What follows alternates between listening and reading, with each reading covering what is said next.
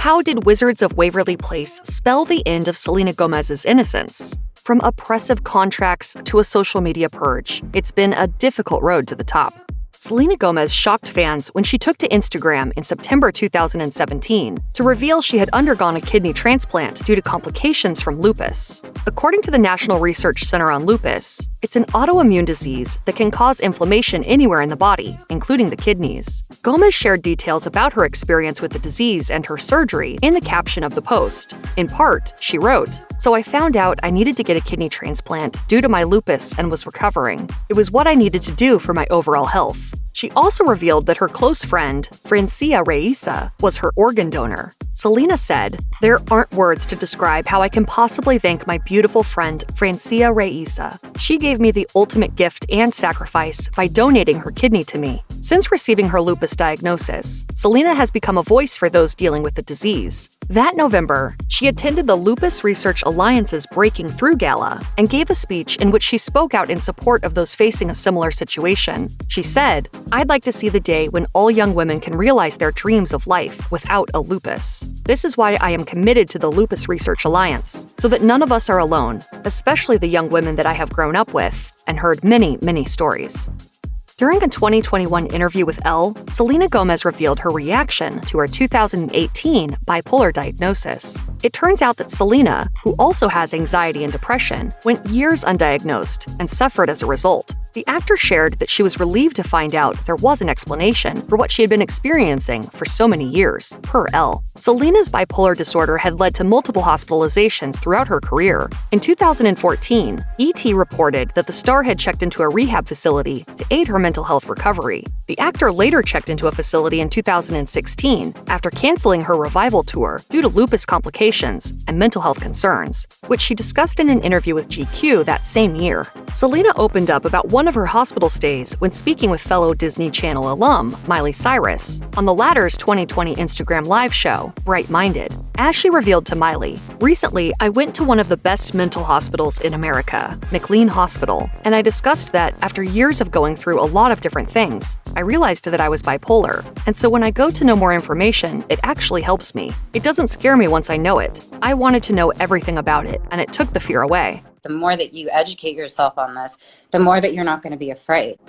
Selena Gomez's on-again, off-again relationship with Justin Bieber didn't exactly seem like a fairy tale romance. You might remember the duo's frequent social media spats, which gave the public a glimpse into their apparent toxicity. It turns out that this relationship was allegedly even more harmful than you may have guessed. During a 2020 interview with NPR, Gomez revealed shocking details that likely changed many fans' perception of the former couple. In the interview, Selena said of her split from Justin, "I've found the strength in it. It's dangerous to stay in a victim mentality, and I'm not being disrespectful. I do feel I was a victim to certain abuse." She was then asked to confirm whether she was referencing emotional abuse, to which she responded, "Yes, and I think that it's something that I had to find a way to understand it as an adult." In 2019, Justin had taken to Instagram to share a lengthy public apology for his past behaviors, including his faults in previous relationships. In part, Justin said in the post, "I started doing pretty heavy drugs at 19 and abused all of my relationships. I became resentful, disrespectful to women, and angry."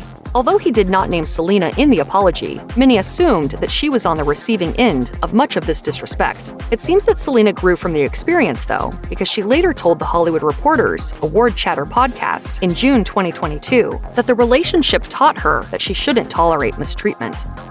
Many celebrities face scrutiny on social media, but Selena Gomez has been dealing with this online hate for years. The star's highly publicized relationship with Justin Bieber often didn't go over well with fans who didn't want to see the two together, for example.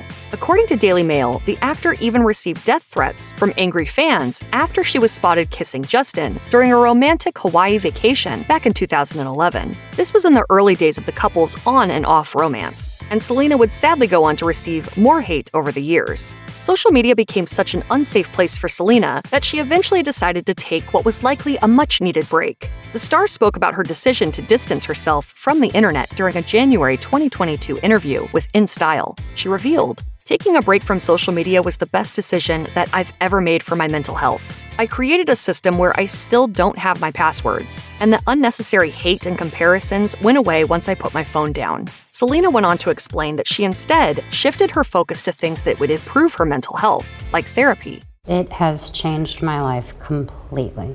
I am happier. I am more present. Since returning to social media, Selena has been rather active on TikTok, so it seems that she's able to enjoy herself on the internet once again. Although Selena Gomez and her mom, Mandy Teefey, seem to be on good terms these days, the mother-daughter duo have had their fair share of family troubles. When Selena's parents stepped down from their roles as her managers in 2014, rumors circulated that she had fired her mother. Mandy later ended this speculation when she spoke about the ordeal during an interview with Gossip Cop in 2018. On her decision to stop managing Selena, she said, "Every mother and daughter has disagreements. We lost family time because the only time we saw her, we talked business." Although Mandy may not have been fired, it seems that her role as her famous daughter's manager put a rift in their relationship. She continued, "It was no longer fun for any of us. Like, it was when she was younger and we had to be with her because she was a minor." Selena's on and off relationship with Justin Bieber was also reportedly to blame for much of the tension between the star and her mother. And during the Gossip Cop interview, Mandy seemingly confirmed that she wasn't a Bieber fan, explaining that she didn't communicate with him at all while Selena was dealing with lupus complications. Mandy also admitted that she was not happy about Justin and Selena rekindling their romance in 2017 after one of their many breakups. However, she ultimately decided Selena can live her life however she wants, as long as she is happy, safe, and healthy.